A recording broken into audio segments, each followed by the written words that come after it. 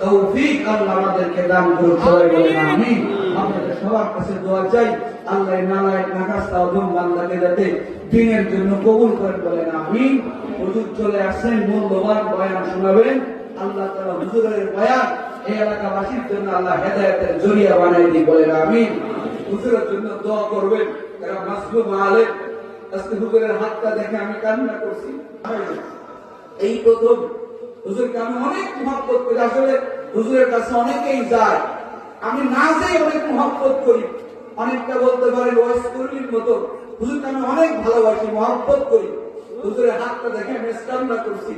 হুজুরের একটা হাত কেমন হয়ে গেছে, আর একটা হাত মোটা। এদেরকে কি পরিমাণ জুলুম করা হয়েছে। এরা আমাদের মুরব্বী, এরা আমাদের আকাবির। এদের জন্য দোয়া করবেন, আল্লাহ তাআলা সালমান ফারসির মুরজানা এদেরকে আল্লাহ তাআলা হায়াত লম্বা করে দেয়, জোরে বলেন আমিন। আল্লাহ তাআলা এই সমস্ত বটবৃক্ষের ছায়ায় যাতে আমরা থাকতে পারি, এত তৌফিক আল্লাহ আমাদেরকে দান করুন, বলেন আমিন। ওয়া আখিরু দাওয়ানা আলহামদুলিল্লাহি রাব্বিল আলামিন।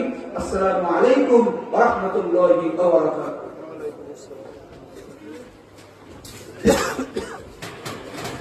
আলহামদুলিল্লাহ।